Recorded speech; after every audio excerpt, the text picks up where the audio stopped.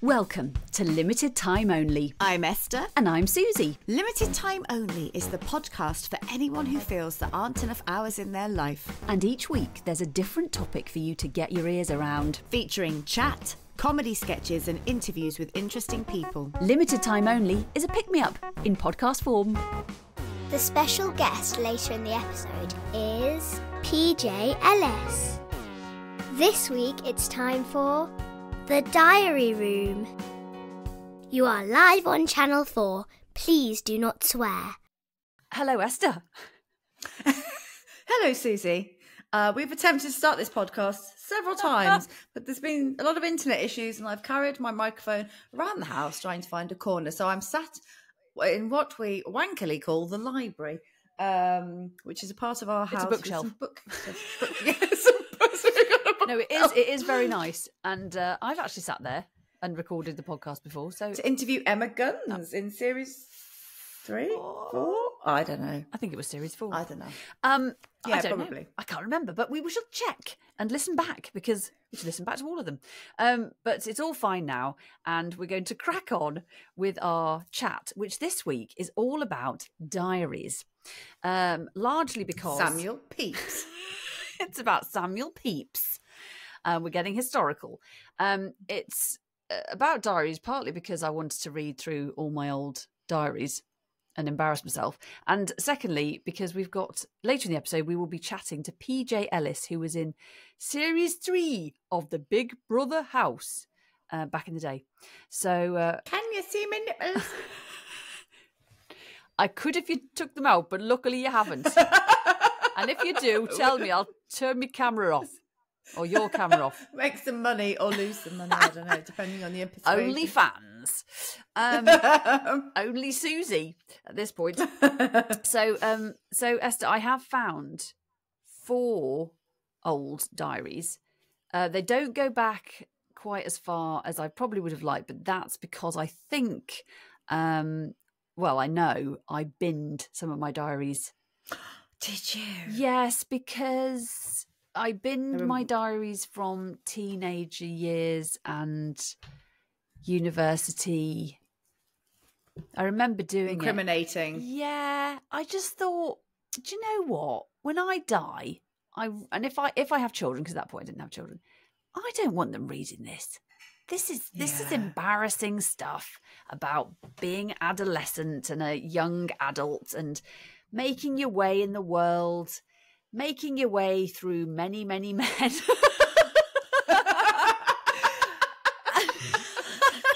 not present mummy in that way. So I'd rather they didn't know. And also I thought, I've moved on from that. I wish I could. I wonder if somewhere they do exist still, because I kept diaries obviously through the period that we had first met and workshop, the drama workshop that we were in. And that sort of, I suppose they would be quite interesting to read a sort of adolescent psyche, but largely it was complete, like, just infatuation with various people and quite nothing. But as we did a brief about politics. There's nothing about politics there. It's all who I fancy. Yeah. How much work I'm doing. End of. Full stop. Yeah, I found some of mine last, and they were from around 15, 16, and they were horoscope ones, all Taurus ones, and you get to write a line a day, and all of mine are basically boy obsessions. I seem to flip from one boyfriend to another boyfriend, and then I'd be breaking up with so and so, and I'd be devastated, and then the next week I'd be with another boy. I was talking to my friend Hayley. I know. I was a bit of a player at that age, I think. And my son's sitting around the corner, so he's probably hating this. But I was talking to my friend Hayley about it, and I have cleared her with her that I'm right to say this. But she said about a boy in the year above she found in a diary who she was obsessed with. She had written about him, "I want to know what he looks like when he cries." Oh so my! That is so funny. That is sort of worrying, isn't it? No, it was so, when she told me in context, there were a few other lines she said, and she was like, I just want to know what he looks like when he cries. And I just thought, that's so funny. And that sort of anguish, that teen anguish, just want to consume them. And it was so, it made me laugh so hard when she said that. So funny. And the awkwardness of it all. Okay, there's choices here. I thought I'd like read a couple of lines from one or two. Yes. So oh God, I've please actually do. got this handwritten. Well, they're all handwritten because I didn't type them up. This is the COVID-19 diaries. Oh wow! Oh my God, we're really recent then. That's recent, but also, I mean, even though it's recent, it feels like a fucking long time ago, and also just quite awful and weird reading about. And actually, there's one bit where I was like, oh. Apparently it will go on a lot longer than 12 weeks if people don't stop, breaking the rules. Terrifying. And then I've put a little addendum. Reading this back during lockdown number 3, February the 5th, 2021. Ah! Because this was like day two of the Big Brother COVID. The thing is, you had really little children as well, like really little children. So that must have been really challenging. Absolutely horrific. Well, I'll read a bit of that. I've also got Macbeth the Panto Tour Diary, October the 25th, 2004 to January the 30th, 2005. Wow, that's so ace. I did actually do quite a good job at keeping the whole thing. And I've also got a little bit from when we went to Brooklyn in 2016 and a little bit from when I was in the radio drama company. Wow. Which was 2011. I mean, I should have done a much better job at keeping a diary there, because the people I met were unbelievable. But sadly, it's not. This looks like it's massive. It's all empty. Okay. Yeah. It's funny though, isn't it, when you revisit diaries as well, to see those versions of yourself, because we all change so much, don't we? And then you look back, and I look back at some of the ones when I was a teenager and think, oh my God, I just don't recognise her. And even from a few months ago, I haven't done them for ages, but I was doing morning pages like they talk about in The Artist's Way, and I found that really life-changing. But my life's changed a bit this year, very positively. And then I was looking back at them thinking, oh my God, I was stuck in that cycle for years of the same loop of thoughts. And now I don't even have those thoughts anymore. And I thought that's really great. Interesting when you almost revisit that, oh, she's not, that part of me's gone now. I'm in a new chapter, which is lovely. I'm very interested that you do. Do you still do morning pages? I haven't for a while. I do want to start again because I find it really invaluable. Because when you've spoken about it, I mean, I have this very clear image of you kind of waking up, going to your desk, kind of, and just like steam coming off the pen with this with a quill, and then like writing all this reams, like Elizabeth Bennet, absolutely reams and reams of stuff coming out of you. Whereas I find it so hard to do that because as I'm writing, I'm thinking, God, this is boring. And I can't, and also I'm not quite sure I find it very difficult not to write. It's almost the practicalities of things. Yes. Like got up, went for a wee. It's like, that's not my subconscious. That's just exactly. Functions. And the thing is, in The Artist, so it's from a book called The Artist's Way that it's suggested that you do that, and to write 3 pages. Well, my book was A4, and sometimes I did do 3 pages of that, or sometimes I do at one side because it's a big old book, and you're just supposed to write what comes into your head. So you can write, I've got nothing to say. God, this is boring. God, this is boring. And you can just write that. And she's what's inside Susie's brain. And as you write it and you get further through it, you're supposed to get through the crap to get to the good stuff. So what happens for me as I start getting into it is I'll have a thought, and it might be really quite a self-critical thought and quite cruel. And then there'll be another part of me, like another part of my brain kicks in and goes, well, come on now, Esther, that's not right. That's not the solution to that. And then I find one part of my brain is saying to me and the other part of the brain is answering it. So yeah, it's just about writing any words that come into your head. And I find that quite easy because my I have a lot of noise in my head at all times. So I find it really cathartic to just get all that noise out. And that's the idea. She says, get through the sludge in the morning so that you can clear your brain for the day. But I haven't done it for ages and I do want to do it. But I can totally understand, because it's almost like why you get a bit stuck, not get stuck with it, but why it becomes sort of got up, did this. It's sort of the thought where you're saying, this is boring, write that up, this is boring, Right, God, this is boring, this is stuff. Let's go with that thought, not the practicalities. I think it's all, and also I think your brain works faster than your pen. Yes. That's where I find it tricky as well. I should try it again. I would like to. I've done it. I mean, I've probably done it like a 2-day streak of it a while back, but I haven't for a while. And even with diaries, they're so because they're so self-reflective, and the very nature of them, there's something, I don't know whether I get a bit stuck in just being like, this is of no interest at all. And even reading back, when I'm writing a diary, if I'm writing a diary about what has occurred, it's like, this is the minutiae of boring old life. But then I suppose, diaries from, say, Samuel Pepys, I mean, obviously he's quite a good writer. But some of that diary is just the minutiae, I never know how to say it, of existence at that time. And I suppose to people in 200, 300 years, they might find my diaries very interesting. Yeah, absolutely. Unlikely, but... And also, I don't know if you have this as well, but I sort of feel sometimes slightly self-conscious about what I write. Yeah. Because what if somebody finds it, and and some days you feel one way and another day you feel completely different.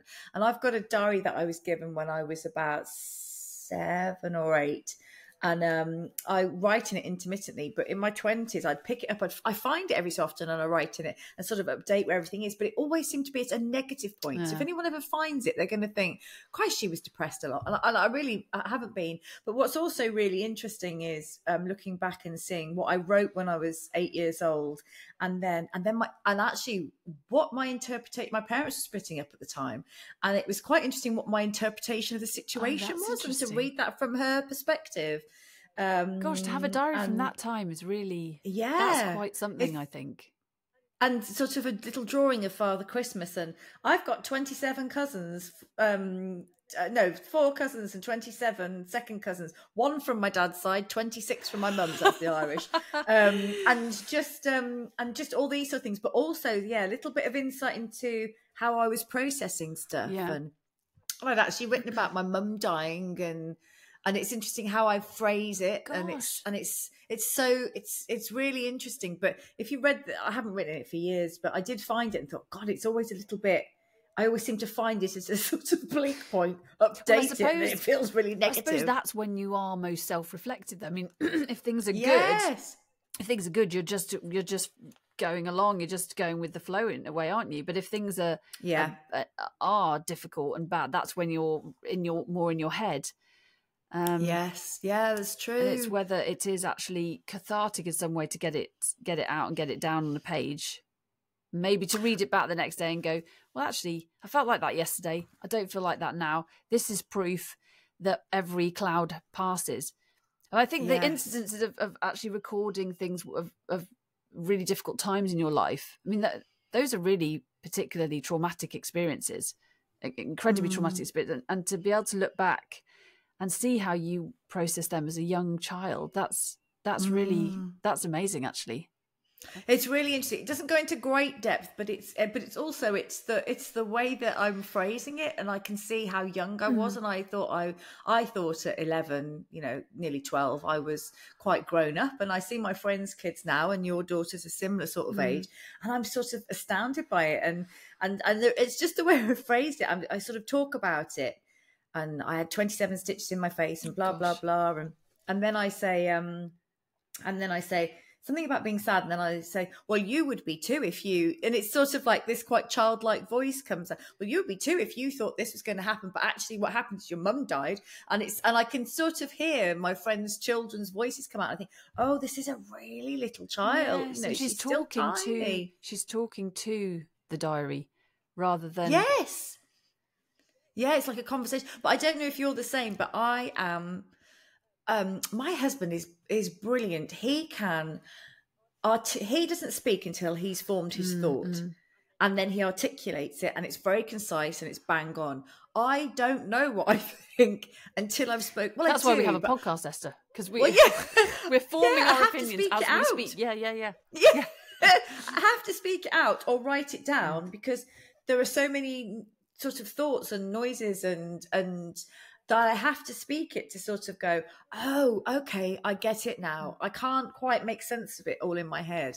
I kind of envy that about him, but then I love conversation, and you and I are similar with that. I mean, that, like you say, that's one of the reasons why we do the podcast, and one of the reasons why it's so brilliant talking to you, because I need that mental stimulation. I need those different points of view. But yeah, I have to. So journaling really does help me when I need it. And in fact, when my daughter was little and she would struggle to sort of tell me things, or I knew she wanted to, I'd give her a pen and paper and say, just write it down and hand it to me when you're ready. You know, you don't need to tell me now, just write it down, because sometimes I think that's easier. And it does help to formulate the thought into a clear thing, doesn't it? I mean, that was not clear. This is why I need a diary. I mean, I will be showing off slightly in some of them, but oh, my phone.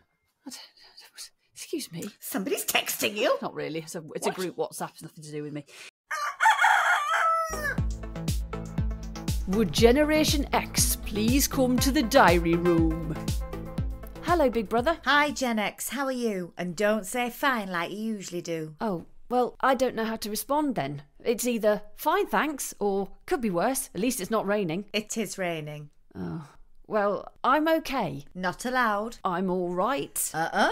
I'm getting by. Stop it. Oh, fine.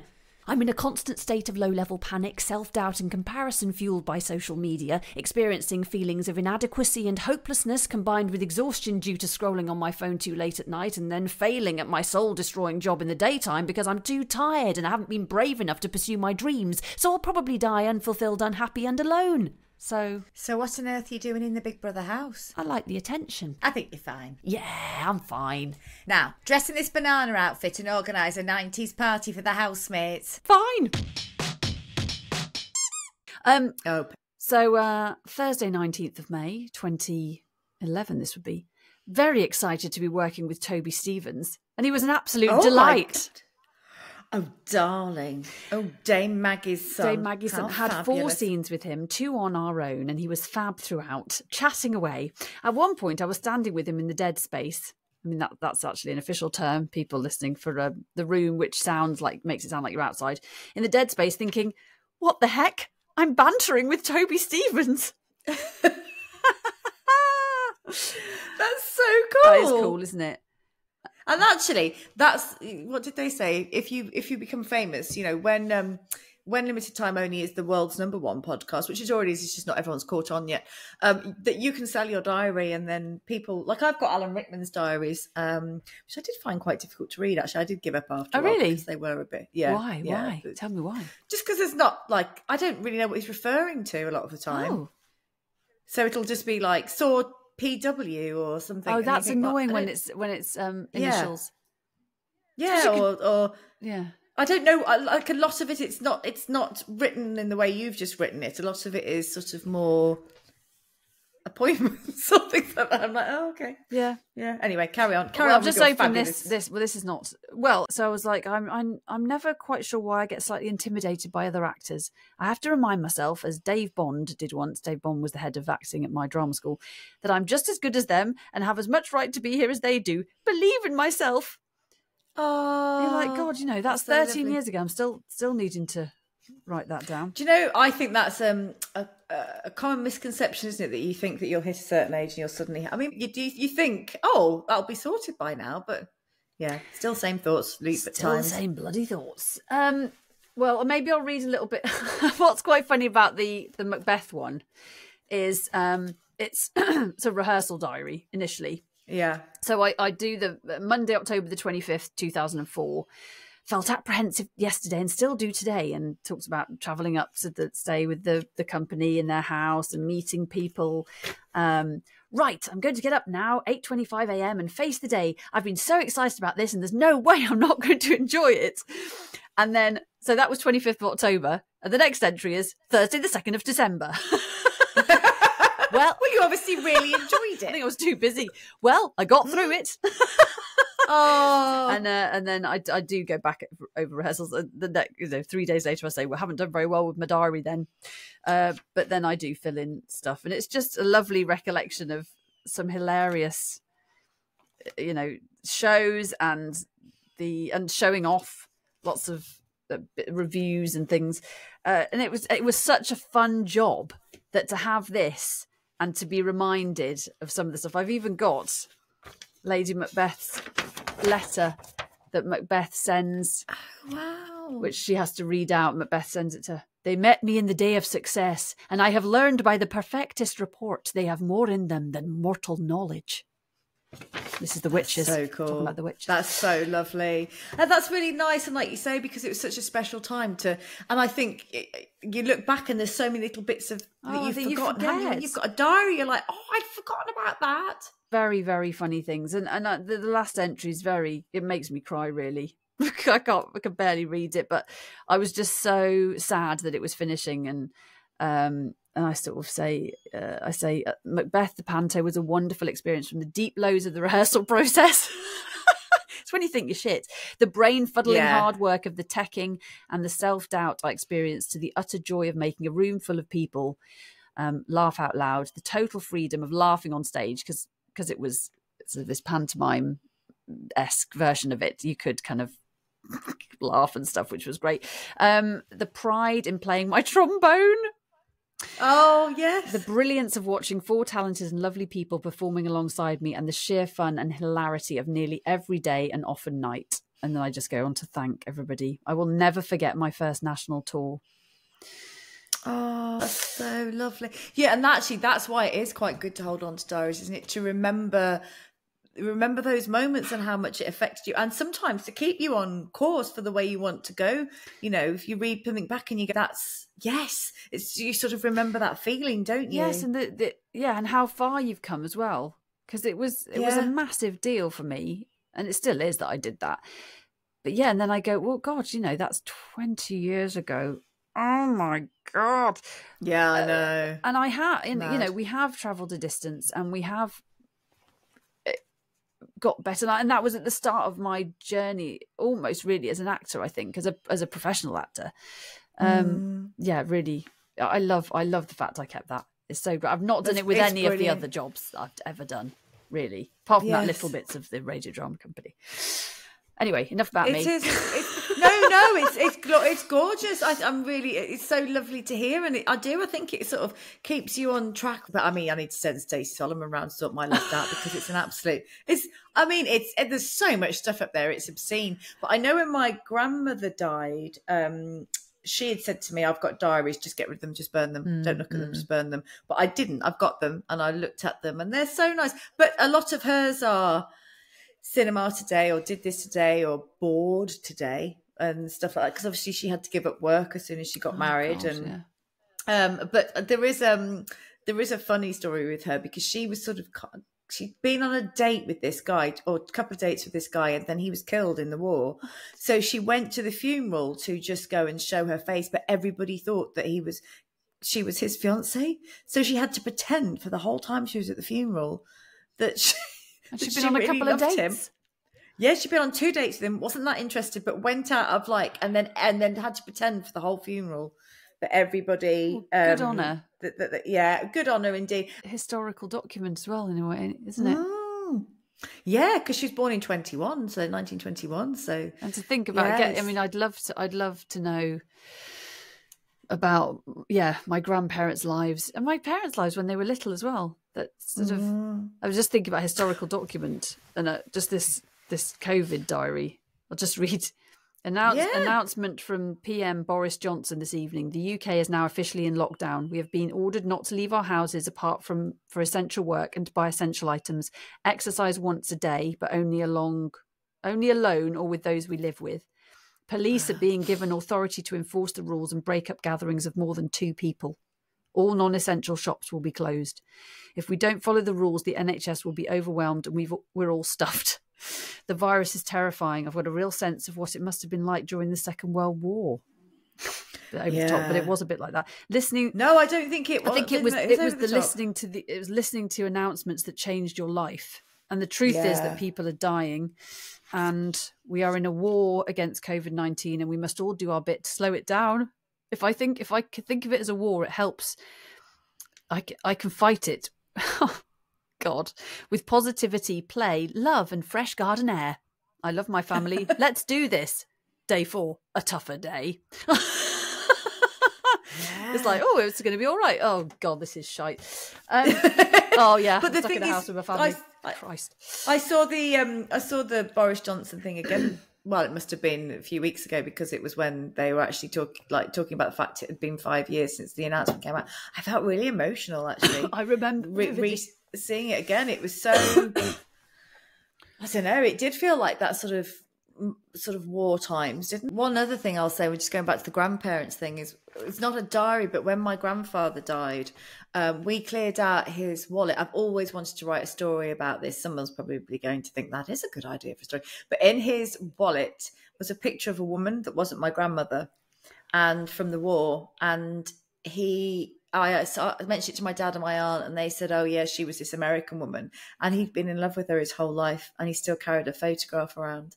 I mean, my grandparents shouldn't have married each other. They weren't really very compatible, and they were always in separate bedrooms from when I was a child. And I didn't know that was weird. And I always got separate Christmas presents from them. And I just thought my mum's mum died before I was born, so I didn't think that, so I just thought, well, grandparents do give you everything separately and sleep in separate bedrooms. But yeah, he still carried this photo of this woman that he'd been out in Florida with the RAF during the war, and he'd fallen in love with this woman, and he still carried her photograph in his wallet. Like and sliding I think doors. It's so beautiful. So beautiful. I'd love to, I don't have it, but I wish I could go and find her and I'd love to know more about that. So I always wanted to write a story about like mine in inverted commas journey going to find out who this woman is. And yeah, really, really, just, yeah, like you say, the lives that they've lived. Yes. Yeah. That we will never know about. Yeah. So don't throw your diaries away, Suze. No, I'll keep these ones because they're not embarrassing. Yeah. So yeah, we'll keep our diaries. And maybe I'll try, I don't know, maybe instead of journaling, I could just like talk into a microphone every day. And maybe that's what this podcast is. Day 55 in the limited time only journal podcast. Susie is losing her marbles. That happened a while ago, but we're only just saying it now. Come on, love, this way. Hello, Stace. You've been on your holidays, haven't you? Yeah. Hi, Anne. I've just come back from Cornwall. Yes, that's right. And you had a nice time. Fantastic time. Thank you. Yeah, it was lovely. Lovely. Yes, that's right. New fella, isn't it? You've been away with. He's a new chap. Well, yeah, he is. We haven't been together that long, but you know, when you know, you know. Yes, that's right. And you stayed in a nice hotel, did you? Yeah, it was a lovely hotel. Yeah, it was really nice. Yeah. Tasty breakfast, comfy beds. Yeah. Oh, the beds were great for having loads of sex. Right. Yeah, that's right, yeah. Right. Yeah, lovely. Yeah, that's right, yeah. I'm just going to go and walk the dog. That's right. Nice to see you, Stace. That's right, yeah. Nice to see you. Hey, that's wicked, that is. I won't swear, but bloody hell. You are live on LTO. Please do not swear. Today's guest is PJ Ellis, broadcaster, businessman, philanthropist and passionate community champion. PJ first came to public attention on Big Brother Series 3, but his story didn't end there. Since then, he's carved out a career that blends business acumen with a deep commitment to making a difference. most notably through his work as co-founder of the charity LoveBrum, which shines a light on grassroots projects doing incredible work across Birmingham. Whether he's on the airwaves, as a BBC WM presenter, or behind the scenes, PJ is known for his honesty, humour, and relentless drive to uplift the people and places he cares about. He's a proud Brummie, a dedicated family man, and someone who believes in the quiet power of showing up for others. In this conversation, we talk about community, legacy, embracing vulnerability, his recent experience of grief and loss and the impact that's had on him, and the importance of finding meaning in both the big and small moments of life. Welcome to the show, PJ Ellis. I've only met you a couple of times through mutual friends, and but you are so warm and so friendly and so sort of enabling and encouraging. Have you always been like that? Well, that's very kind. Thank you. No, I haven't. If I'm completely honest. I mean, I've always wanted to be, and I've always tried to be, but I'm really an anxious person. Like really, really anxious. Me and Susie were talking about it briefly in the Beeb a couple of weeks ago about this whole. People would look probably at all us three and think that we've got the confidence and the everything that anyone would want when it comes to meeting people and being approachable and affable and all that. No, I haven't always been like it because I've just been hamstrung, I suppose, by anxieties all my life. And I'm getting better at that now. I'm getting a lot better at it for a number of reasons, which no doubt I'm sure we'll talk about today. One of them being a massive perspective that I've just overpaid for recently, having lost mum. And you start to ironically sort of care less. Mum brought me up as a good old Irish Catholic boy. You know, I was an altar boy at one stage. Like on the old knees, doing the old. She used to leave me with priests on a Sunday afternoon. I mean, I was brought up with those sort of traditional values. You know, be kind, be caring, use the old manners, open the door for the ladies, all that sort of stuff. Never look in a lady's purse. I don't know whether that still applies. Yeah, Mum always said you're not allowed to look in a lady's handbag. I love people, but actually, you know what, guys? I'm actually like. People would think I'm automatically an extrovert, but actually when I've done more reading about it, I'm actually an introvert. So I get my energy from people, but then I need to recharge by just disappearing for a day or two and getting around my family and myself sort of thing. So yeah, I mean, what does my wife say all the time? It is more difficult to be kind and happy and positive, but it's so much better than not being, isn't it? It's as simple as that, you know. I'm totally the same, and I don't know if Susie's, but I'm totally the same. I love being with people, adore being with people. I'm really like seeing the best in people, bringing it out of people, and bringing joy and things like that. But then I have to go and lie on a sofa for a couple of days because it takes so much out of me because I'm so sensitive. Yeah. Is it nice that you know that? You know, which. I think, you know, one of my biggest things at the moment, my biggest challenge, I suppose, at the moment is parenting. Like, you know, I'm finding it really not difficult, but I'm just scared to give the wrong advice, or rather I really want to give that advice that I now know would have been perfect for me when I was a kid. I know we live in different worlds and all that sort of stuff. I was having a go with my dad the other day. His advice at the time when I went into law was very much like, son, use this, not these, you know, be like a thought leader rather than a bricklayer. I wish I was a bricklayer now. They're making loads of money. I can't do anything around the house. I know. I can't even fix the plug. Yeah. So yeah, the challenge at the moment is I see a lot of me in my son. He's found a safe space in your space now, acting and theatre, and and I'm so proud of him. And I'm just conscious that I know that if I could flick that switch.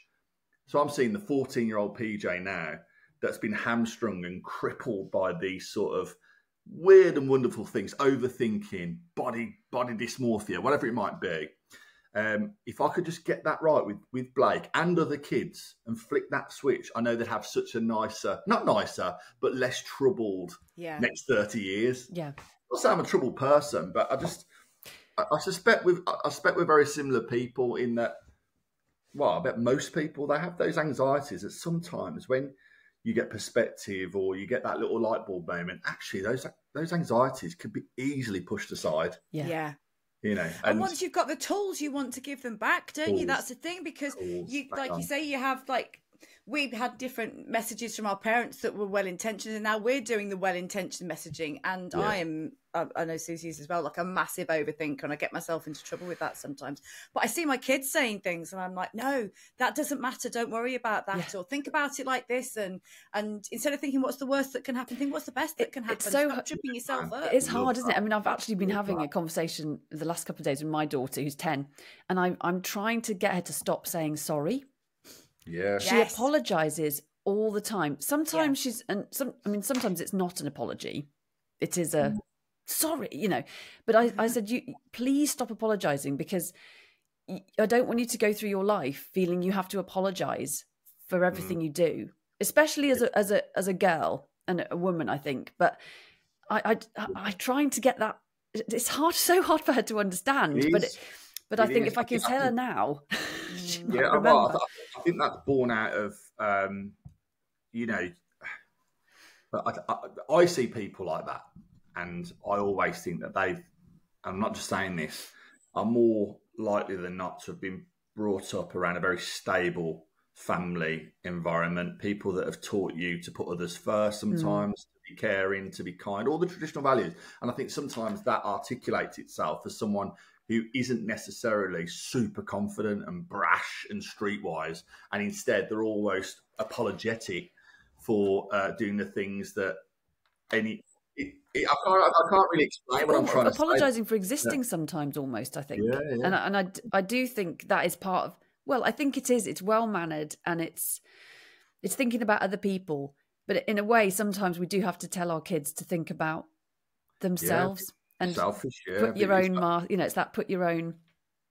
I always say gas mask, but we're not in the Second World War. No, don't gas mask yourself. No, gas mask. They used to scare the life out of me, man. Any sort of, like, if I was ever going to do a film and I needed like some scary sort of like baddie, I'd always put them in a gas mask, man. It's so scary. Yeah. Have you ever watched Dead Man? No, I haven't. It's on my to-do list. Wicked. Proper independent. I think it's a Shawn Meadows gig, I think. I'll write it down. Paddy Considine, brilliant Shane actor. Meadows, yeah. Yeah, he wears a gas mask, man. It's one of the scariest scenes, man. It's wicked. Definitely watch that. Oh, I'm glad I said it. How did we get onto gas masks? I don't know, it's my fault. Sorry. It's Freudian. It's Freudian. It's God knows what's going through a subconscious. Yeah, there's some sort of slip going on there. It's in my handbag, my gas mask.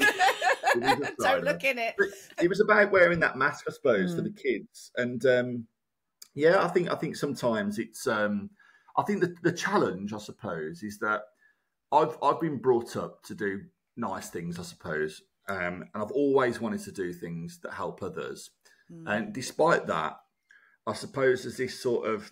I suppose that if I had from the start, when I set the charity up, LoveBrum, and all the other things I've done from a charitable point of view, somebody said to me once, they said, there can't be a selfless act. And I was like, what do you mean? So of course there can. I'm doing this for the right reason. I've got a purpose. I don't make any money from it. I'm making some real change in our city, blah, blah, blah. He said, no, but you're doing it because how it makes you feel. And I was like, okay, well, there's no money exchange here, but the exchange is that it's making me feel good. It's giving me a purpose. I'm getting out of bed. I'm making the change I want to see, all that. So I think if you better understand that, you can begin to start being a bit more selfish and therefore less apologetic, maybe. Yeah. And do you think also, because I was going to ask you, because PJ, I was like, well, are you Irish Catholic? Because my mum's mum was Irish Catholic, and when I had therapy once, the therapist had got Irish Catholic, and she's like, I think you've got a lot of guilt, and I think that might have been passed down. Yeah, man. And so can I ask what the PJ stands for? Yeah, it's Peter James. James. So I've got an uncle PJ, Patrick Joseph. Yeah, it is. It's not intentionally. I am Irish, like Roman Catholic, like my grandparents. I never met any of my grandparents, unfortunately, but my dad's side especially were Irish. We think somewhere down the line, God bless her, Mum had some sort of Italian because she was quite dark-skinned, lovely looking. No offence to my dad. But I look like my dad. I've got too much skin for my face. I've always looked more than mine. You haven't at all, but do you feel like a sharp A? Because you haven't at all. You haven't got too much skin for your face in the slightest. You look at my brother and my sister. My brother's 6'2", model. My sister's the most amazing looking woman you'd ever see, like apart from my wife, obviously, and my mum, and you lovely lady. But yeah, so but I used to say, we used to, I'm sure someone either told us or I've made it up a million times. Now I think it's real. I used to say to ladies growing up that I was Irish Italian sort of thing, you know. You can see, I can see that. See when you said Italian, I was like, well, the no, nose. And the dark, you know, the Roman nose, yeah. But yeah, there has been a lot of guilt. You know, it's really weird. That's honestly, that's really thought provoking because I suppose as a Catholic growing up, I mean, the perfect example around guilt was, and she won't mind me saying it, but Kelly, my wife, when we first had Blake. I just naturally thought, right, christening, confirmation, all that sort of stuff, you know. And Kelly, my wife, is Church of England at best. You know, I think she's probably leaning towards agnostic. You know, I think she's very scientific in what happens here, there, and everywhere. And she said, no, I don't really want that to happen. I was like, why? And she said, well, you're always confessing. You know, I don't want this burden, like, you know, for no that you've got to feel like apologetic for no reason. And you know what? I am trying to refine my faith. I've lost it recently with Mum. And we're all in that grief club, aren't we? I know we've all had that sort of journey one way or another. But I do believe, but yeah, at the same time, I don't really want to go back to those sort of moments where you find yourself in a confession box being forced into making up a confession just because you have to confess your sins, like, you know. Do you think that's like a motivator to do the good stuff? Because then, you know, like, obviously you're a nice person as well, but like the religious aspect. I think so. I think, you know, I was a very socially awkward, well-behaved, ask for extra homework sort of guy. The reason why, I suppose, I went to quite a rough school, for one of the better words, you know, in Chelmsford Wood. It was a footballing school. Everyone that played football wanted to go there. I was born in Castle Brum, so my parents didn't go to that school or anything. There was no real connection other than a lot of people from the Catholic school in St John's went to Grimshaw. So it was a Catholic school. And I suppose, looking back, if you do the old Scrooge, when you go back and you see them, I wouldn't look at people. My refuge was the library. So I found religion, I suppose, mass, easy, because it gave me that little safe space whereby I wanted to believe there was something. I was always scared of dying. I still am. Like, I'm very scared. I'm less scared having seen my mum pass. I'd never seen anyone die until I saw my mum pass away. And I'm less scared of the procedure of dying. I'm still a little bit unsure about what happens after, and I'm hopeful for a million reasons that there is some sort of energy that exists. There's got to be, I hope. Yeah. And you know what? Yeah. Why not believe that? None of us, no one knows. So let's believe the good stuff. And that's what religion gave me, that whole sort of solace in, a safe space, the quiet, and that sort of someone telling me what things look like, and actually, you know, whether it be the 7 stages of the cross or whatever it might be, I sort of enjoyed that sort of storytelling around it, and it gave me something to believe. So yeah, I mean, yeah, religion was good in that way for me. So I am trying to find my faith again. I just don't know what that looks like at the moment. Yeah, and I think Esther and I are probably the same in that way, in that spiritual journey, and and we're all told not to believe so many things, aren't we? But nobody, as like you say, nobody knows. Why not explore? Yeah. Explore the options. Well, my mum was a lapsed Irish Catholic. She got out of it once she left home. She got married really young. But and my dad, I would say, is agnostic. So I was sort of raised in a almost religion was laughed at kind of thing. Like religion's a bit, you're a bit weird if you're religious. But as I get older, I kind of wish I had a bit more of that in me. And whenever it's Christmas or there are certain things going on, I think I'd like to go to church, and I'll say to my husband that, and he's like, oh no. But I sort of feel that pull of that community, and like you say, that sort of feeling of that safe space. And obviously you've been through a really traumatic experience recently, losing your mother and somebody who was clearly brilliant, and you clearly had, and you know, still have a tremendous relationship. So has that sort of sent you like to reevaluate and go back to it? Yeah, I mean, yeah, it's interesting because actually, you know, the triggers now that remind me of mum, and that's everything, you know, genuinely everything all the time. I was cutting some cucumber the other day and I found myself on my knees just crying. I was like, what's going on? And I remember her teaching me how to make a salad, like, you know, it's mad. But church, the smell, just the smell of the church, it just reminds me of mum. Like, mum would have been there. Like, I wouldn't go on it wasn't like a Hovis advert. I'd jump on a bike and go to church on my own. My mum would be there. Like, you know, my mum was the opposite to Esther's dad. So she came from Church of England, well, less agnostic, but to Roman Catholic. She converted and found Jesus and all that. And it's actually, I haven't been able to brave being around mums as often as I'd like. And I feel sorry for, you know, Dad's struggling at the moment, but Dad finds his way to ours and to my sisters and my brothers. But once I did go into mums, both on the day that we said goodbye and recently, I went into a bedroom. It was a challenging experience, but I didn't realise how holy she was. You know, there was little gifts where, you know, I always would get her something like, you know, a Mary sort of thing, or she had like this Jesus statue where Dad went to Jordan on business for 6 weeks, and he brought back like some holy water from the River Jordan and this beautiful sculpture of Jesus carved out of some sort of wood. I remember it costing him a fortune back in the day, and it was next to a bed, and you don't realise this. You didn't realise how much she believed. So that gives me a lot of comfort, actually, one way or another. Wherever that takes me, I think personally it will take me more into a spiritual sort of vibe, as in like there must be some sort of energy out there. Just something to give me that little bit of hope, really. Yeah. You know, this limited time, excuse the pun. Absolutely. No, well, that's what the podcast's about, yeah. Yeah, it's something that we do experience. And, you know, we've got to understand or quickly try and understand what that limited time, you know, what we're going to do in that. But then hopefully there is something else that we can explore one day. What that is, I think it's just not us to believe whatever that looks like and just get on with your time, like, you know. Yeah. So, but yeah, it's been an experience that's been both a blessing. I say that because nowhere near is me actually losing one of my favourite people in the world a blessing. She was the first person to understand me. I'm a complex character. Or certainly was growing up, like, you know, complex with a lowercase c. I wasn't like, you know, just like most kids, I suppose, finding their way.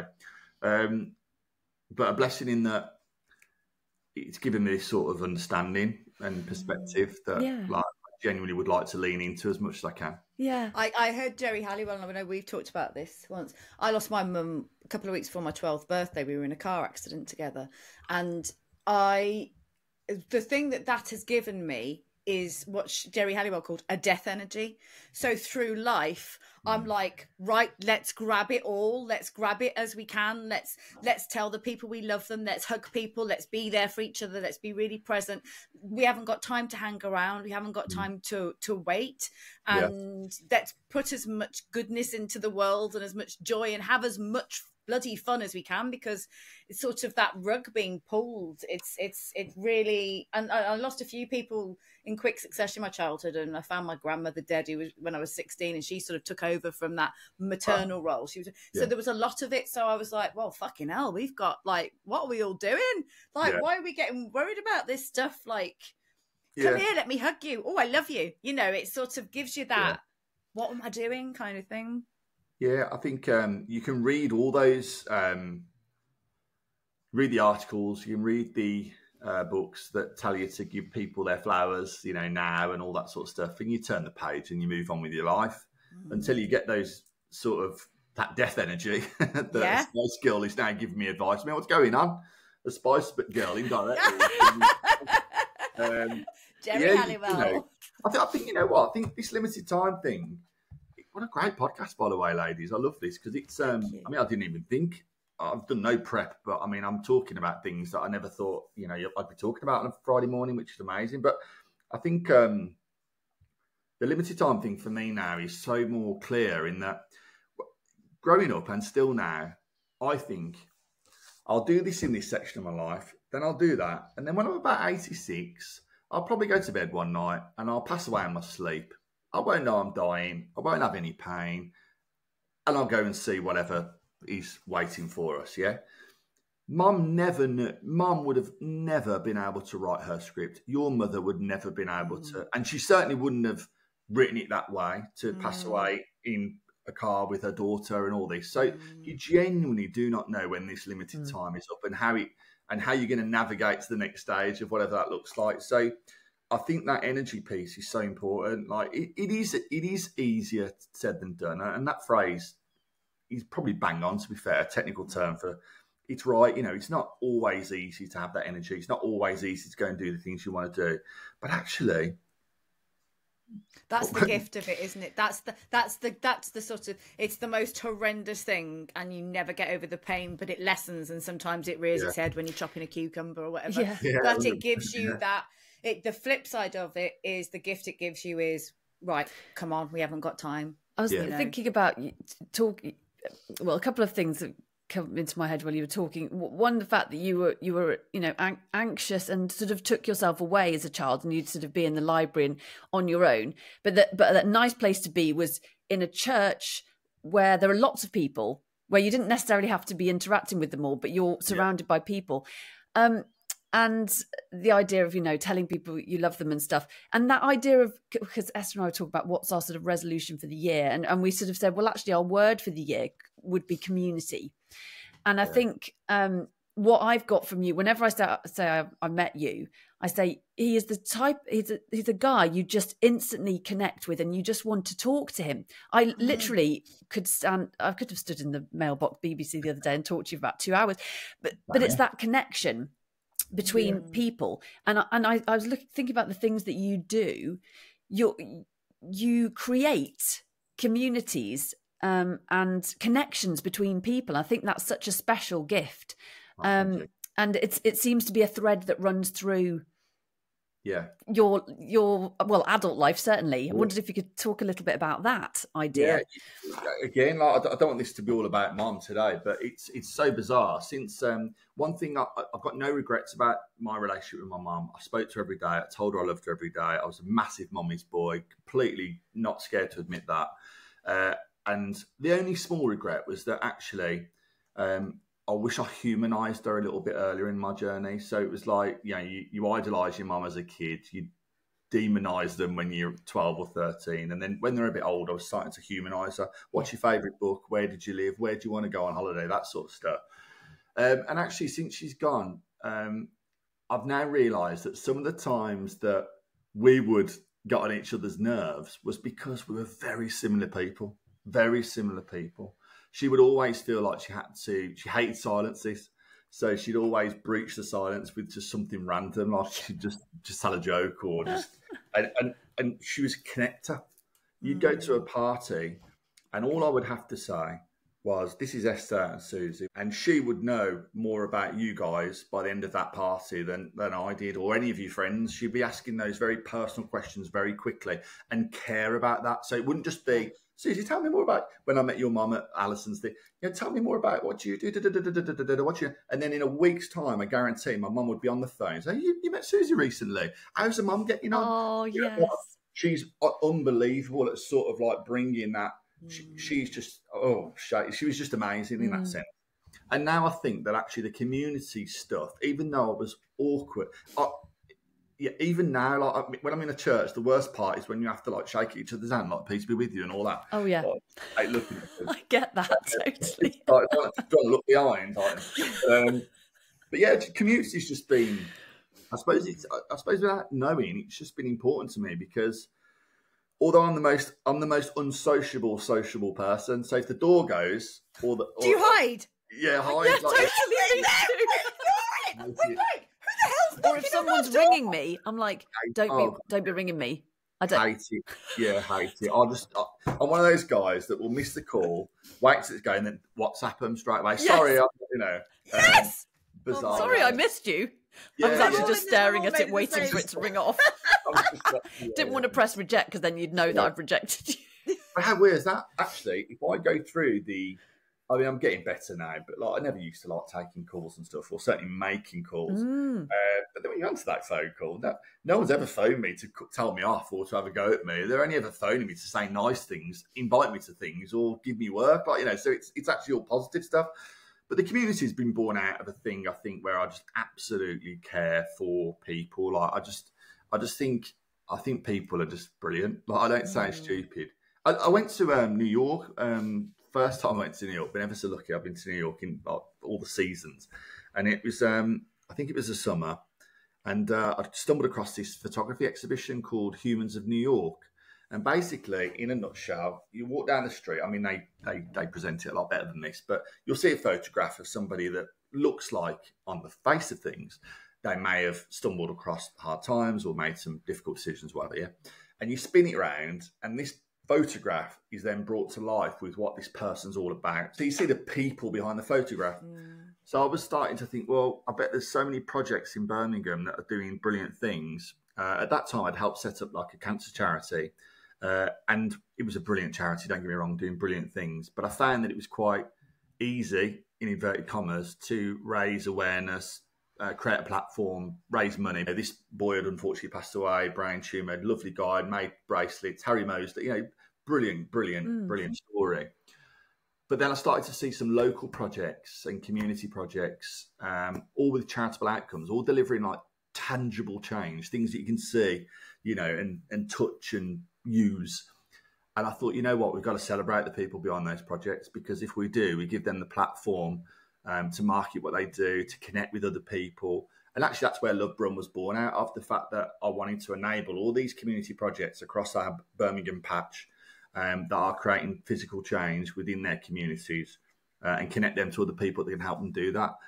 So yeah, community's just been part of my blood. Like I just think, what do you do without people? You know, and actually being in, actually being in a room with people and talking, connecting with people, looking them in the eye, because actually that community is kind of the answer to most things. Yeah. Because actually, you know, the benefits, the health benefits, for example, singing in a choir, the health benefit, mental health, people live longer if they sing in a choir. It's such a simple thing in a way. But that idea of community is something that I think young people miss out on a lot, because it's all online and they're, you know, all the flipping youth centres are closing, and no one has a free drama group like Esther and I were lucky enough, and Alison, of course, you know, we'll talk about that in a bit. What amazing crew you had. Yes, we did. It's like, and it was free. It was free, PJ. So kids from all we had to parts audition, of the didn't we? But then you it had was to be free incredibly talented. But you know, I think we were lucky. Well, I think you buy your own luck, because I still think, even though you had to audition, you actually stepped out, got out your own way and auditioned. There's loads of kids that don't do that audition in life, and they miss out on so much. What Susie said about community, we're losing the human skills. I think AI is it's like AI, it enables like a 0-0 draw. So perfect example. The reason why I say that, I took on a lawyer the other day. Can't really say why. I mean, it was all friendly, don't get me wrong. It wasn't horrible, but I needed to talk to the other side legals. Yeah. Now, I've been a lawyer for 10 years, but it doesn't mean I knew this space, this certain part. It was like contract law. I did a bit of contract law back in the day, but and AI enabled me to win, right? And this lawyer was experienced. He's a brilliant lawyer, brilliant firm. So it got me thinking, actually, you know what? AI is putting these kids now on a level playing field to a point. You know, it tells you how to code. It will tell you how to, I don't know, whatever it might be, fix a plug, whatever. What it doesn't do is tell you how to negotiate or to communicate or to be friendly or to be accessible or to be helpful. All those skills that I think potentially we're going to lose. And I'm determined to make sure that these kids, one way or another, get that care and that sort of, you know, that consideration that we all got as kids, but also to enable them to have that resilience, the tenacity, the grit, all the stuff that we did. I suppose that confidence. I mean, so back to community, my son, if I force him into the community, he's brilliant, he's talented, he's funny, he's sharp, all that, but he wouldn't do that on his own. He would not, and he will miss so many opportunities because he's hamstrung by confidence. He's got access to information that's telling him how to think, how to act, what he should be worried about. You know, he's 14 and he's like, we're all biased, aren't we? But he is a handsome kid. Like, he's got everything I would have killed for, or thought I would have killed for. The height, is in proportion. I'm not in proportion. I've got the legs of like a 5'2". Honestly, my dad is 6'1". My brother's 6'1". I'm 5'10", and my legs are 28 inside leg. So I should be 5'4". Your body just kept going. I've got the torso of a 6'2" bloke and the head of a 7-foot bloke. Like, he's got everything, but he's being dictated to by whatever they use that he should be worried about his hairline at 14 or his spots on his arm. Really? My 16-year-old, he stopped this now, but for about a year, I'd go in and say goodnight to him, and he'd be like, "Don't touch my hair. I'm going to lose my hair." And I was like, "What are you talking about? What if I lose my hair?" And I was like, "Well, I can't guarantee that you won't lose your hair, but you're only this age, and worst case scenario, you can have a hair transplant. 100%. What are you worrying about it for?" Like, we didn't know this stuff at that age. They're so bombarded with information. They've 100%. Got too much information, and then they're not, like you said, they're not connecting. They're not getting resilience and. It's so important. Yeah, I mean, I can only imagine what I would have been like with access that I loved information, like its power and all that. But I think I was consciously looking for the right sort of information. I wasn't fed information that was anything from this is how you kill a human with a, I don't know. A friend of mine said the other day, his son was. He's got all the parental control set up, blah, blah, blah. But he was still fed a video of a man being trampled to death by an elephant. I mean, like, what, you know, and this is what's dictating these kids' behaviours and responses. And it's making them anxious as anxiety, well. I mean, you know, Blake probably looks at me and sees that I'm bald, and probably that is the link. But equally, we lived in a world where you didn't have that worry. Like, although that said, I was an overthinker, and this is bizarre. I mean, I'm not ashamed to admit it, but I used to genuinely be worried about how much pain I'd be in when giving birth, even though I knew I didn't have a womb. That's like so weird. Yes. Because you're actually thinking about it and processing. Yeah. My brain, it just like. Yeah, you're very empathetic. PJ, if you're thinking about that. Possibly, yeah. Even though I knew I had no reproductive organs, like, you know, so these kids have not only got those natural anxiety that comes with where you are in life or who you hang around with or watch, but they're just being fed like through algorithms, like, I don't want to be like that. You remember growing up and you'd listen to your mum and dad and they're like, oh, the good old days, you know. Yeah. Like, you know. But yeah, I am fearful of this world they live in. It just must be so difficult to navigate. Totally. Me too. Can I ask though, obviously you did Big Brother. Yeah. So God, imagine if that was now, that would be horrendous. How did you find it? And actually, as an anxious overthinker who escaped the library, how the hell did you end up on Big Brother? I was wondering the same thing. Bizarre. Yeah, great question. You know what?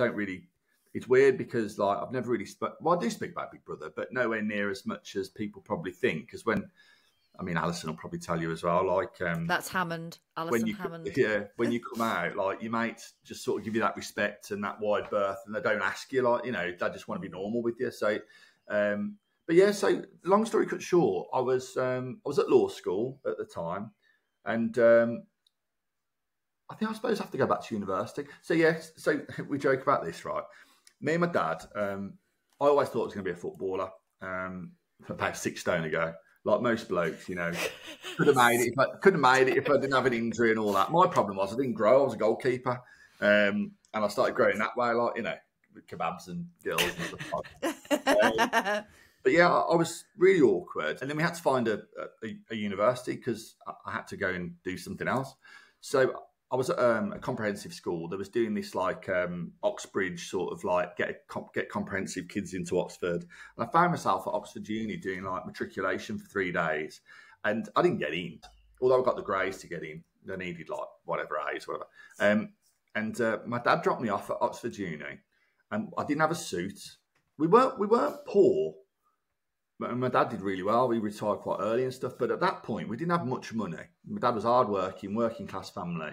But we didn't really know what university, because he hadn't been to uni. So we didn't know. We didn't have suits. So anyway, I think that got him a little bit, because when we didn't get in, I'm sure he blamed himself that he hadn't prepped me properly. It wasn't his fault. So when I went to uni, I went to University of Birmingham, last minute application, study law and stuff like that. Again, just because someone said my careers advisor, look, you got straight A's, why don't you be a lawyer? And do you remember Ali McBeal? Yeah. Yes, That's that was on. Did you sing in the toilets? I thought it was going to be all about dancing babies, cocktails in the toilets, hot. Everyone was just sexy, weren't they? Yeah. So I thought I'll have that. So when he dropped me off to university, I remember him saying, "Son, you can be whoever you want." Now I'll take the piss out of him a little bit now when we've had a few beers, because I was like, "Are you trying to change me?"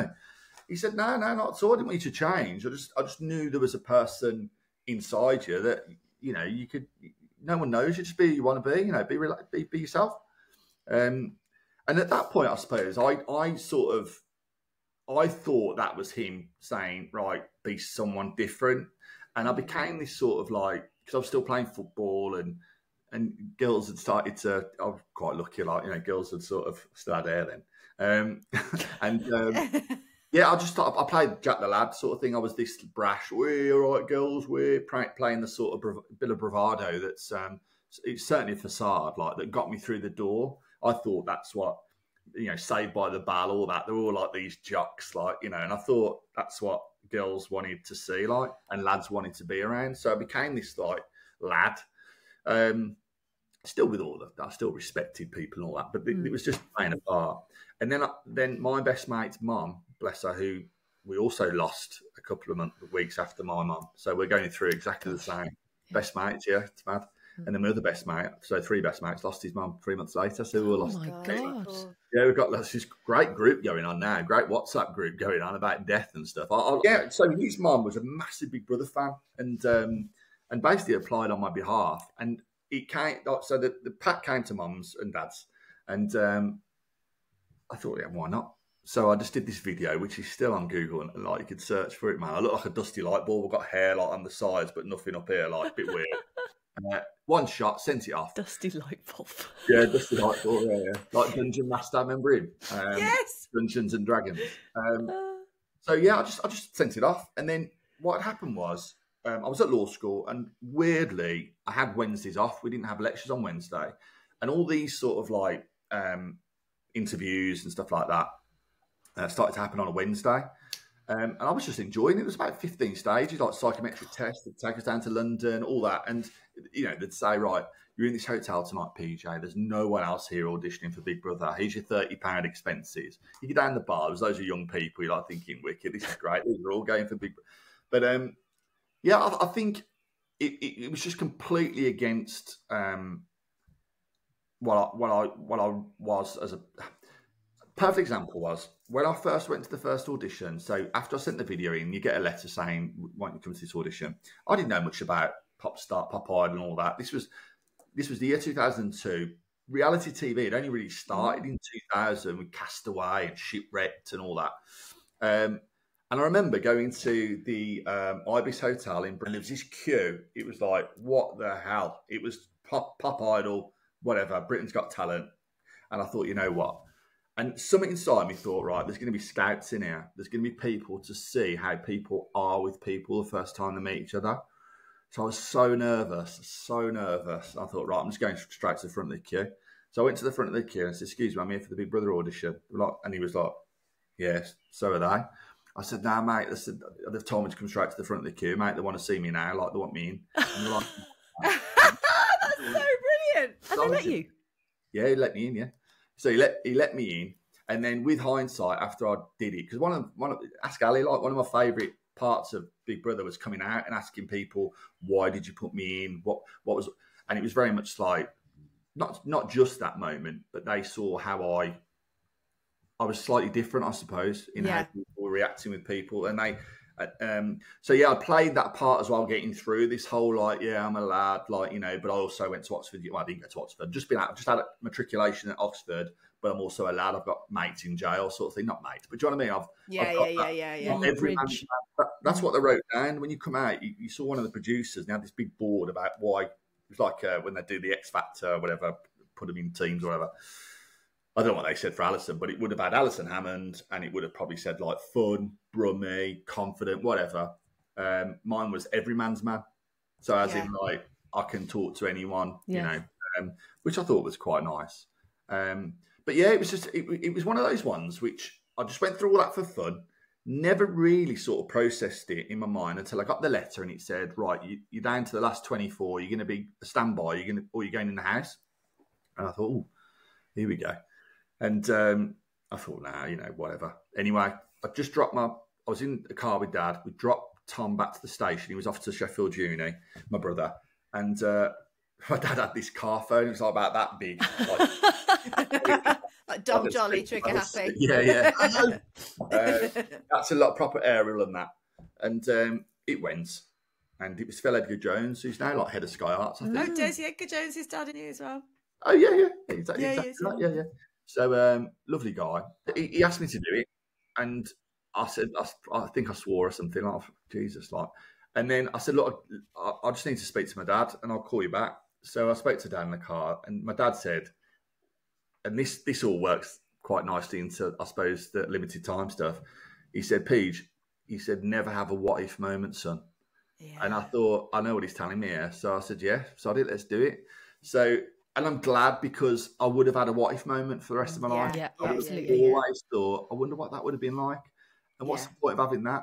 Don't get me wrong, would I do it now? I was asked to do it, you know, like Ali would all the time, go back in and all this sort of stuff. But I think it's a different world now, like the social media. I mean, when I'm on telly, if I wanted to find it, I'd find a lady from Newcastle that's never met me before that will, PJ's put weight on. If I went on telly, do you know what I mean? You always find someone that's got like a little dig at you.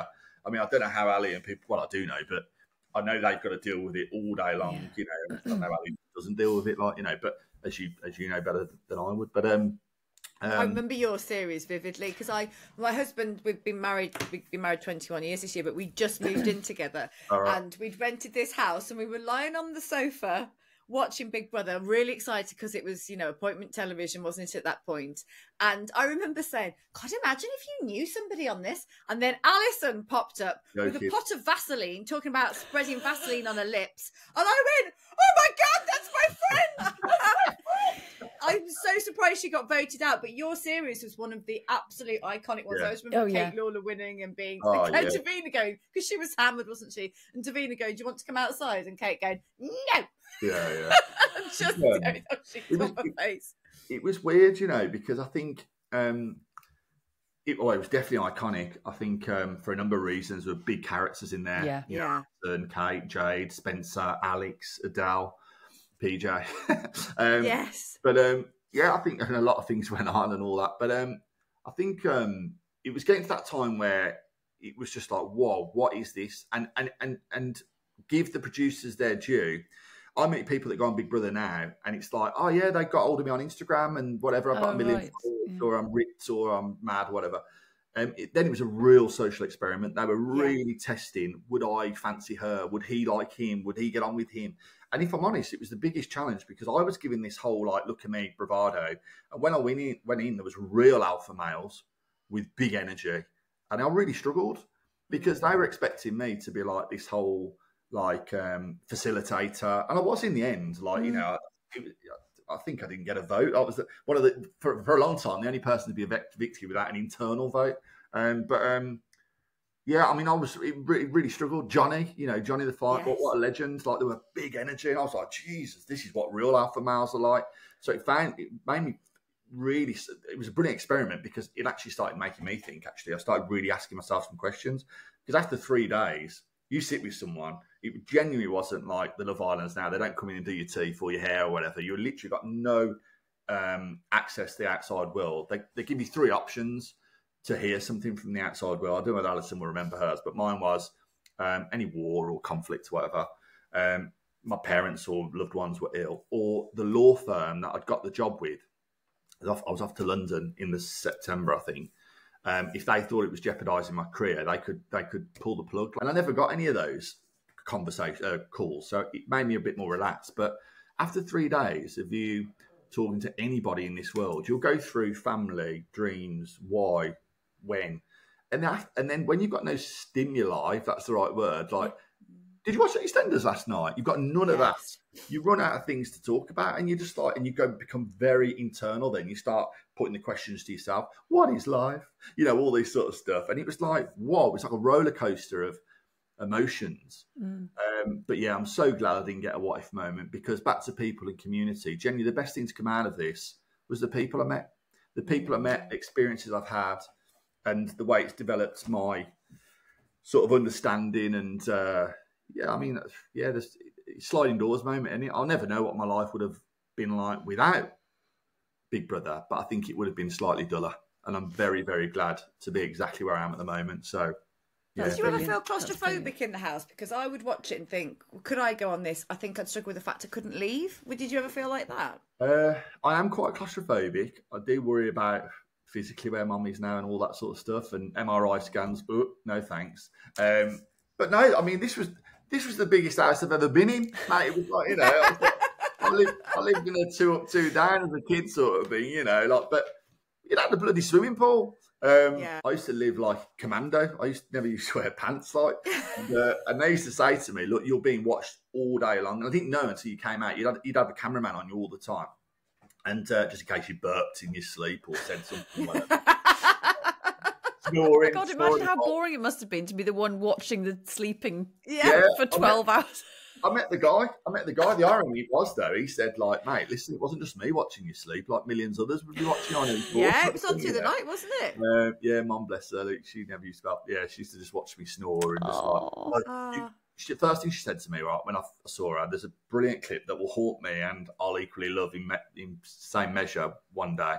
I come out, get evicted. Davina's taking me to the crowd. I'm like, where's Mum? Where's Mum? It's the first person I want to see. I run to her, give her a big hug. And the first thing she said to me was, well, she didn't say much other than say, I love you. I went to my dad. My dad said, be a gentleman. They're going to cane you on Jade. Be a gentleman.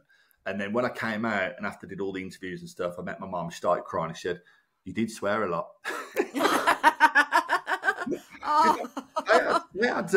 You ask anyone's parents, they had a completely different experience to me. I was in the house having good fun, doing tasks, whatever, meeting people, They had journalists on the bottom of the garden, trying to dig dirt on me, like girls were selling stories. And one lady said I was a selfish lover. Fair play. Not saying sorry there.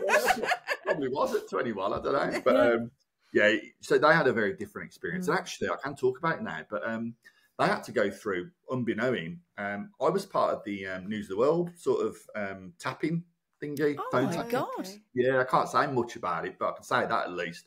And so they were following, they were digging, trying to get everything and anything on me. But in the end, they started accessing my voicemails and stuff. But yeah, so their experience was very different to mine. So, but they were still supportive and very proud. And as I said, it's definitely an experience that I wouldn't have done. And I didn't feel claustrophobic because it was just a surreal world. You knew it was surreal. You knew it was different. There was a lot of air, so we're always outside. It was quite funny, actually. I suppose the question was, did I feel claustrophobic? I didn't, but I felt overlooked only when I'd go into the garden. There was a rich and poor side back then. Do you remember that? Yes, and, I do, yeah. I ended up being on the poor side for about 4 weeks. I lost about a stone. It was wicked because you only had like grains of like rice and stuff to eat. You had to cook yourself and all this. And I was out in the garden and desperately, like, you know, one of the lads, Alex, asked if they could kill one of the chickens, man, because we were starving. Oh, God. I said, would you have done it? He said, yeah. I was, oh, my God. Anyway, so in the morning, I used to get up at 5 o'clock. Not a very good sleeper. And I'd be up 5, 6 o'clock, whatever, putting the fire on so I could boil the water to make him a cup of tea and everything, people getting up. And there must have been, I'd love to find this guy, but I didn't know until I came out because you're blindfolded when you go in and everything. But Alstria Studios, he's built in like a housing development. Yeah. There's a Tesco around the court. You know, it's like just over the road from like people that live their life. I didn't know that. So when I was out in the morning, there must have been a guy that's watching E4 or whatever it was, going to work, think, oh, PJ's out again. And he'd get to his fence, he'd go, morning, PJ. I'd be like, morning, mate. He said, I don't know whether to say this, but... You say it. You basically call me the C word every morning for a laugh.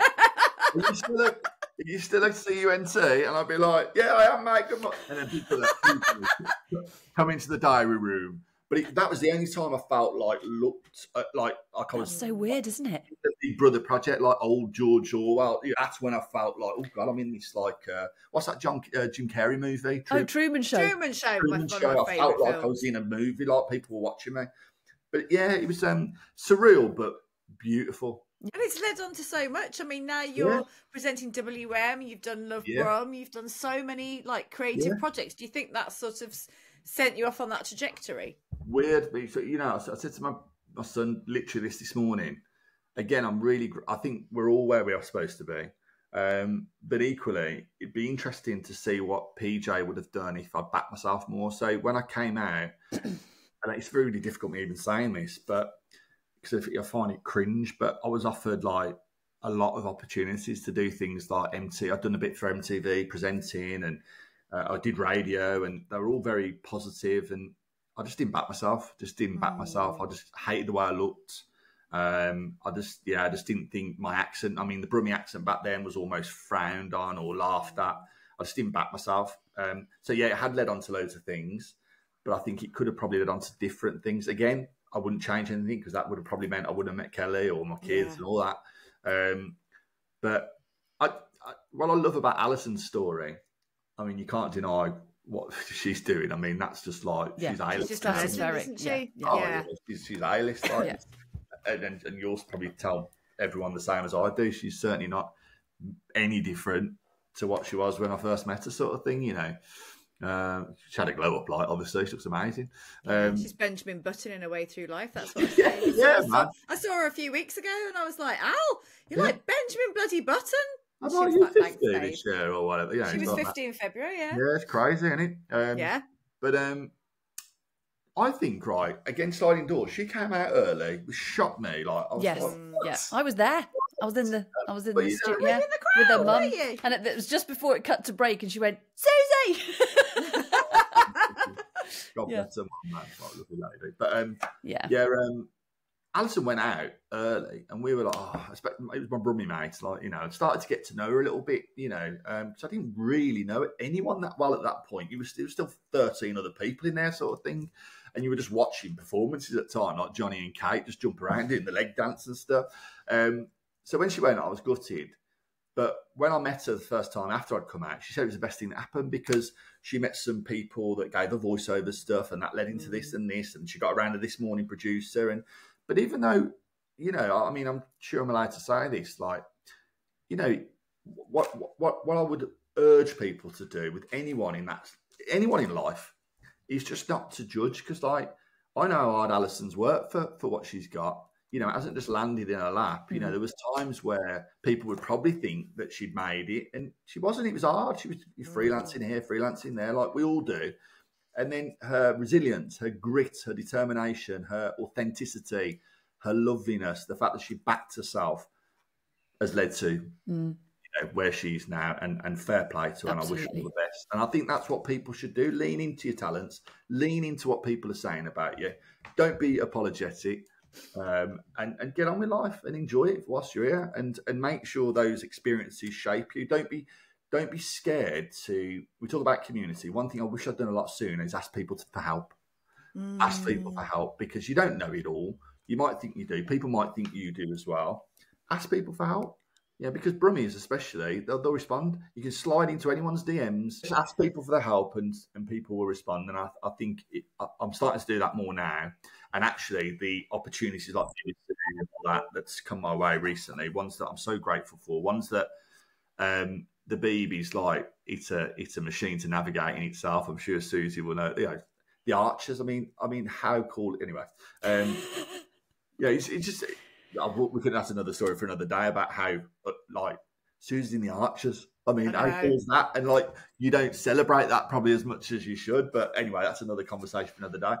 But the BBC you know, whatever people think about them, locally, they've been brilliant. Like, they have given me, they've got me out of bed, they've kept me energized, they've got me around people, and I would not have been able to do what I've done over the last 10 months since losing mum without that framework, or in any other different framework. I was a lawyer, I've set up charities, I've had a business, I've sold that business, all that sort of stuff.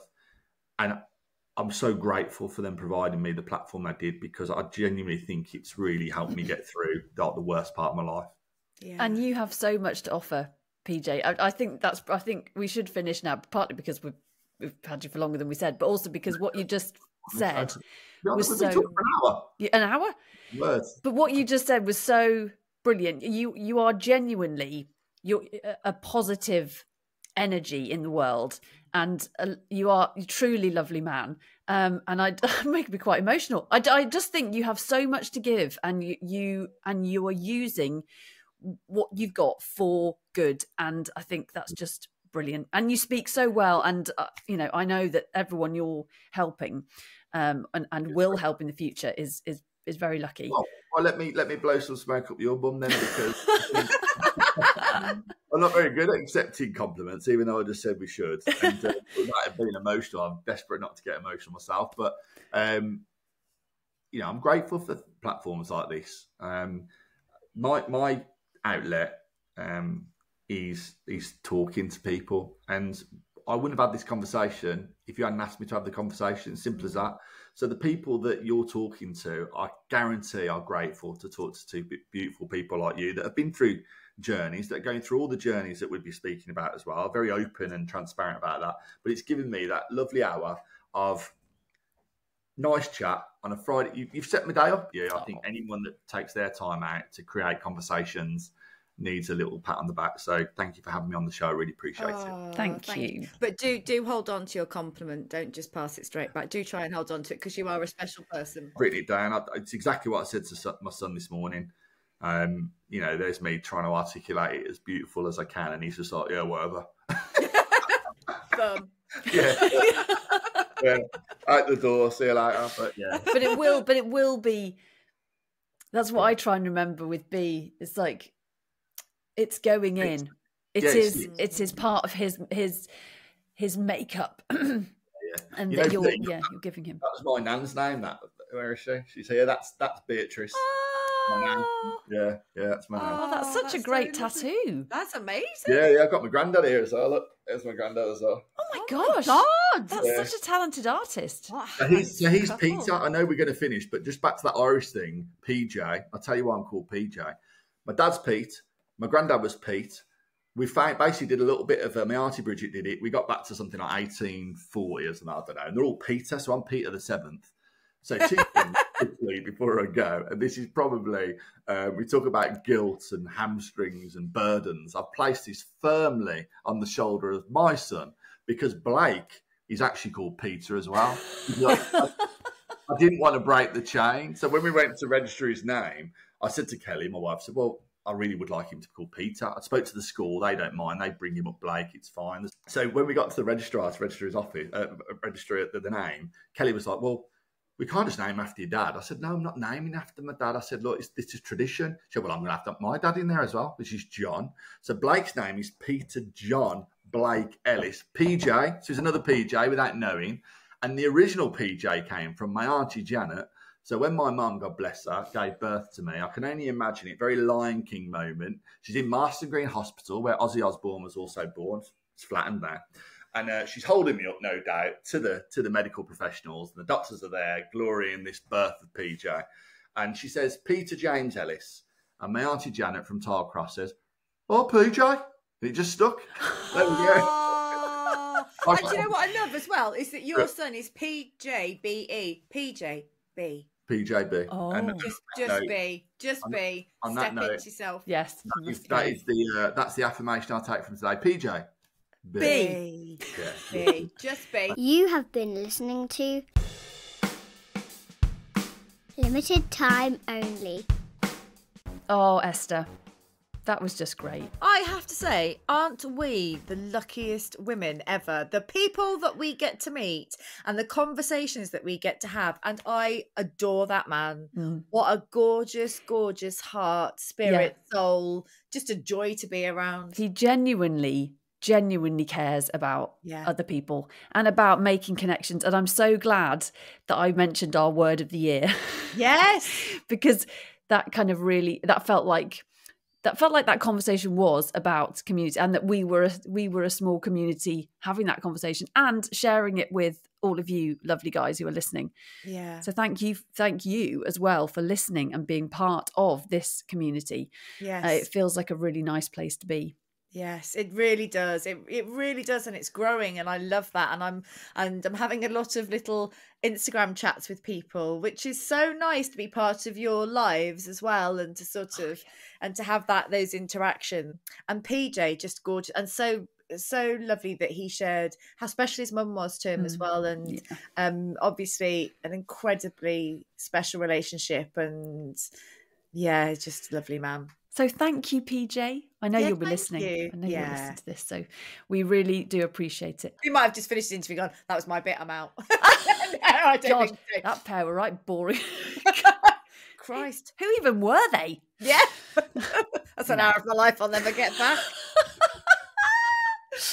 Oh dear. Well, no, genuinely thank you. And and as I mentioned community, I might as well mention LTO Community.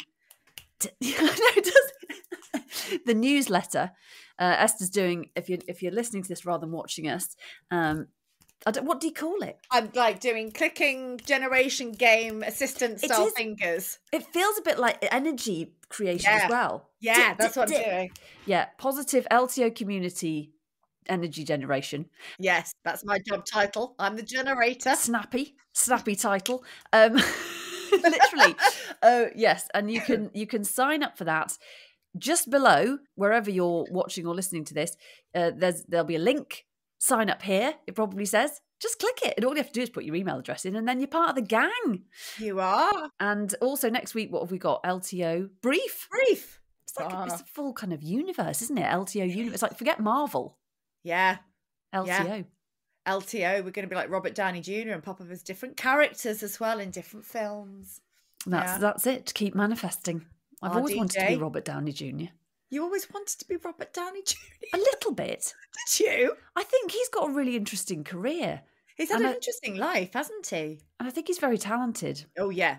And very I'd good be suits. him now. I wouldn't want to be him through the drug-addled years. No, that's not for me. But it's made him who he is. Absolutely. I'd rather have it as a memory, though, live through it, though, instead, Might just crack open the Coke.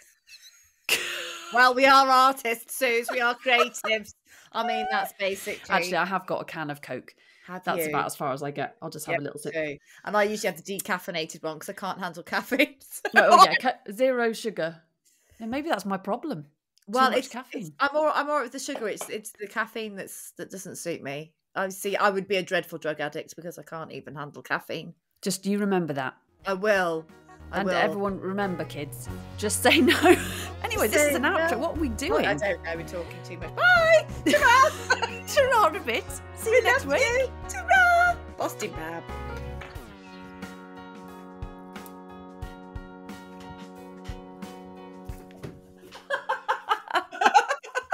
Will Susie and Esther please come to the diary room?